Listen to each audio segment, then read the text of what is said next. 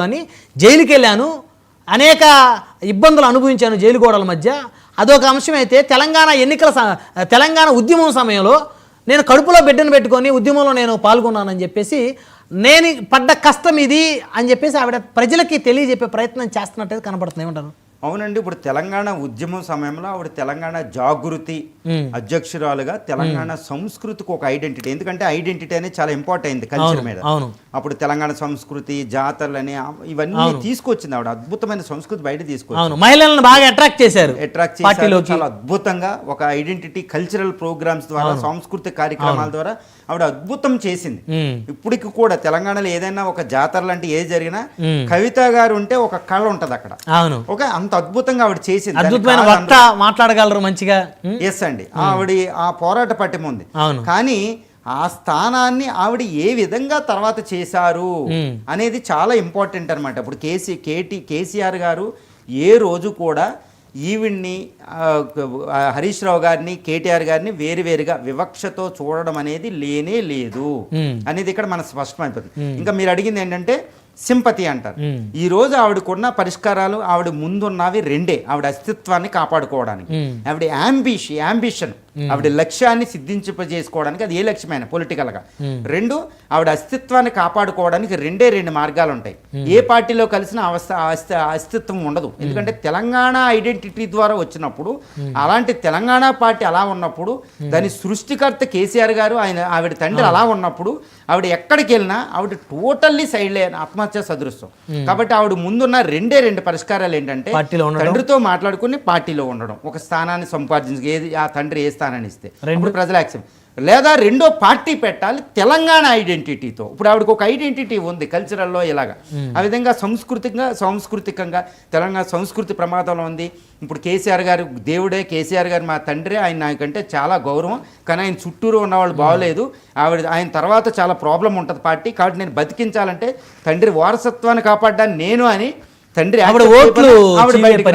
So ఈ sympathy gain చేయాలంటే ఆవిడ స్త్రీగా ఉన్నదాన్ని సింపతిని గెయిన్ చేస్తే, ఆవిడ తెలంగాణ మూమెంట్లు ఇప్పుడు వరకే వచ్చిన విషయాలని గొప్పగా చెప్పుకుని ఆవిడ బయటకు వస్తే, సో ఆవిడ అస్తిత్వాన్ని కాపాడుకోవాలంటే ఉండాలా, పార్టీ పెట్టాలి.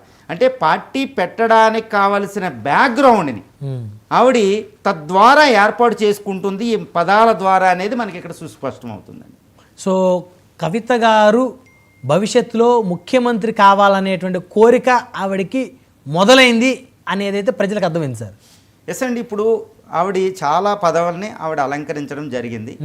ఎవరైనా పొలిటికల్గా ఉంటే అది కేసీఆర్ గారు కూతురుగా, కేసీఆర్ గారి ఫ్యామిలీలో తర్వాత ముఖ్యమంత్రి నేను ఎందుకు అవ్వకూడదు అనే యాంబిషన్ అనేది ఈరోజు అందరికీ ఉంటుంది ఫ్యామిలీ. ఇప్పుడు హరీష్ రావు గారికి ఏంటి, కేటీఆర్ గారికి ఏంటి, కవిత గారికి ముఖ్యమంత్రి అవ్వాలని ఉంటుంది. కానీ ఒక్కరికే ఆ స్థానం ఉంటుందని తెలుసుకోవాలి. మినిస్టర్లు అవ్వడానికి ఉంటుంది, ఏదైనా ఉంటుంది, ఒక్కరికే ఉంటుంది. ఇప్పుడు అదే చెప్పాను మీకు, డిఎంకే పార్టీలో ఇదే ప్రాబ్లం వస్తే, ఇద్దరు బ్రదర్లో ఇప్పుడు కనిమోజీ దగ్గర ప్రాబ్లం వస్తే ఆవిడకి ఇంకా బహుభార్య కరుణానిధి గారికి చాలా మంది బ్రదర్ ఉంటే, కనిమోజీ గారికి చక్కని స్థానం అక్కడ నేషనల్ లెవెల్ ఇచ్చారు, ఇవి ఇచ్చారు. అంటే ఇప్పుడు అక్కడ పరిష్కారం మనం ఇక్కడ చూపించే అవకాశం బాగానే ఉంటుంది. ఎందుకంటే కేటీఆర్ గారు స్టేట్ పాలిటిక్స్ చీఫ్ మినిస్టర్ అవ్వడం ఒకటి ఉంటుంది. ఇప్పుడు హరీష్ రావు గారు చాలా ఒక pillar of the BRS party. ఎందుకంటే ఇప్పుడు కేటీఆర్ గారితో పోల్చిన, కవితతో పోల్చిన, అక్కడ హరీష్ రావు గారి పాత్ర చాలా పెద్ద పాత్ర కేసీఆర్ గారి వెనకాల. ఆయనే అక్కడ అలా ఉంటున్నారు, అక్కడ మనం గుర్తుపెట్టుకోవాలి. కేసీఆర్ ఇప్పుడు హరీష్ రావు గారు చాలా తెలివైన వ్యక్తి, ఒక రకంగా చాలా తెలివైన. కేసీఆర్ గారి తర్వాత ఆయనే వారసుడా అని ప్రజలు ఫిక్స్ అయిపోయిన స్థాయికి వెళ్ళిపోయాం. ఆ సందర్భాలు కూడా గతంలో జరిగాయి.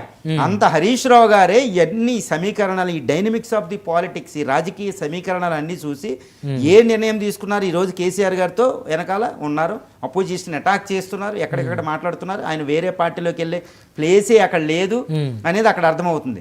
ఆయన చూపిన మార్గం ఏంటి, ఇప్పుడు కేటీఆర్ గారు, ఇప్పుడు కేసీఆర్ గారు ఎవరికి చీఫ్ మినిస్టర్ అవ్వాలి, ఎవరికి వారసత్వం ఇవ్వాలో చెప్పిన తర్వాత స్థానాలు ఎవరికి కేసీఆర్ గారు ఇస్తారు అనేది చాలా ఇంపార్టెంట్. ఎందుకంటే కేసీఆర్ గారి నోట్లోంచి ఏది వస్తే ప్రజల్లోకి అదే ఉంటుంది, లేదా కుదరదు. కేసీఆర్ గారిని కాదని వెళ్ళే వాళ్ళకి అస్తిత్వం ఉండడం అనేది అసంభవం అనేది తెలంగాణ బట్టి తెలిసిపోతుంది మనకి. పార్టీ సోషల్ మీడియా నన్ను టార్గెట్ చేసింది అన్నది అట్లా చేస్తారు sir? Party social media, party అంటే వారిదే కదా, వారి కుటుంబం, మరి వారి సోషల్ మీడియా ఆవిడని టార్గెట్ చేస్తే మరి పార్టీలో ఉన్న నాయకులు ఏం చేస్తున్నారు? ఇక్కడ ఒకటేనండి, ఇప్పుడు ఈ లేఖ వివాదం మొదలైన తర్వాత ఈ వివాదం మొదలైంది. ఈ లేఖ వివాదానికి సంబంధించి బీఆర్ఎస్ పార్టీ నుంచి ఎటువంటి రావడంలే. ఇప్పుడు సోషల్ మీడియా బీఆర్ఎస్ పార్టీ అధికారికంగా మాట్లాడకుండా సోషల్ మీడియాలో ఇవి ఉండవు. ఇవి ఏంటంటే మామూలు బ్యాక్గ్రౌండ్ క్రియేట్ చేసుకోవడానికి. ఏంటి, నాకు ఈ పార్టీలో నన్ను వెలేస్తున్నారు, ఇది నా తండ్రి పట్టించుకోవడం లేదు, నా తండ్రిని చుట్టూరు కోవట్లున్నారు, తండ్రిని కూడా మేమే నడిపిస్తున్నామని చెప్పుకుంటున్నాము. మీకు సుస్పష్టం అయిపోతుంది అక్కడ ఏంటి స్కెచ్ అంటే ఈవిడ బ్యాక్గ్రౌండ్ వేసుకుంటుంది. ప్రజల్లోకి వెళ్ళాలి అంటే ఒక రకమైన బ్యాక్గ్రౌండ్ వేసుకుంటుంది. దాంట్లో భాగమే ఈ ఆరోపణలు అనేవి మనం చెప్పొచ్చు. సో మరి ఈ వివాదం ఎన్ని రోజులకి మరి దీనికి తెరపడే అవకాశం ఉంది రావు గారు?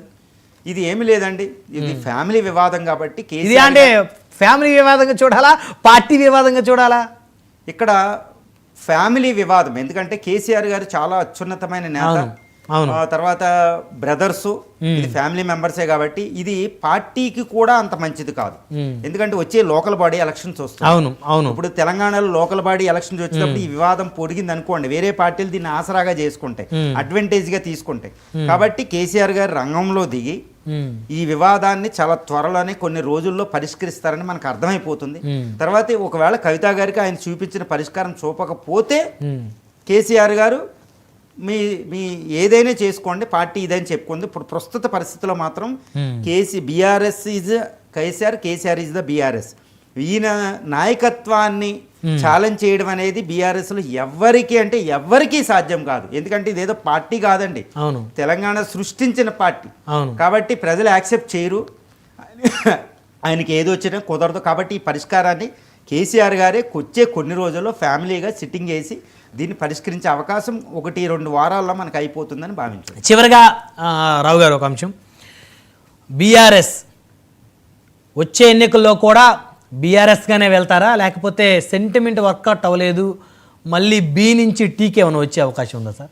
ఈ విషయం ఇప్పుడు ప్రస్తుత పరిస్థితి అలాంటి ఉంటే మొన్న సిల్వర్ జూబిలీ ఉత్సవానికే చేసి అప్పటికే వచ్చును ఒక ఇండికేషన్ ఇచ్చేవారు అప్పటికే చేసును. కానీ అలాంటి సెంటిమెంటల్ ఇప్పుడు ఉండదు. బీఆర్ఎస్ అనేది అలాగే వెళుతుంది. ఎందుకంటే తెలంగాణ మూమెంట్ అయిపోయిన తర్వాత తెలంగాణ రాష్ట్ర అనేది కాకుండా తెలంగాణ యొక్క ఇంట్రెస్ట్ని రక్షించాలంటే ఆ జాతీయ పాలిటిక్స్ కూడా ఉండాలి. ఎందుకంటే ఇప్పుడు ప్రతి ప్రాంతీయ పార్టీ కూడా జాతీయ రాజకీయాల్లో యాక్టివ్గా ఉంటేనే అది అస్తిత్వాన్ని కొనసాగించగలుగుతుంది. ఏ పార్టీ అయినా తీసుకోండి, ఎన్ని విషయాలు ఇప్పుడు అక్కడ జగన్ గారు అయినా అక్కడైనా స్టాలిన్ అయినా ఎవరైనా ఇప్పుడు ఎంత కొయిలేషన్ అయ్యారు. ఇప్పుడు చూడండి 2024 ఎలక్షన్ తర్వాత మళ్ళా కొయిలేషన్ గవర్నమెంట్ వచ్చింది, సంకీర్ణ ప్రభుత్వం. ఇంకా సంకీర్ణ ప్రభుత్వం అనేది ఇన్నోవేటబుల్ ఇండియన్ పాలిటిక్స్ లో సంకీర్ణ ప్రభుత్వం అంటేనే ప్రాంతీయ పార్టీల ప్రాముఖ్యత. చంద్రబాబు నాయుడు ఇవన్నీ మనం చూస్తున్నాం. కాబట్టి జాతీయ రాజకీయాల్లో క్రియాశీలక పాత్ర, యాక్టివ్ రోల్ ప్లే చేయాలంటే అది జాతీయ రాజకీయాలు, ప్రాంతీయ రాజకీయాలు ఎగ్జిస్టెన్స్ చూసుకుంటూనే జాతీయ రాజకీయాలు చూడాలి. ఇప్పుడు బీఆర్ఎస్ అనే పేరు మంచిగానే పెట్టేశారు, జాతీయ రాజకీయాల్లో మాకు ప్రాముఖ్యత ఉందని. ఇప్పుడు బీఆర్ఎస్ అనేది ఇప్పుడు మహారాష్ట్ర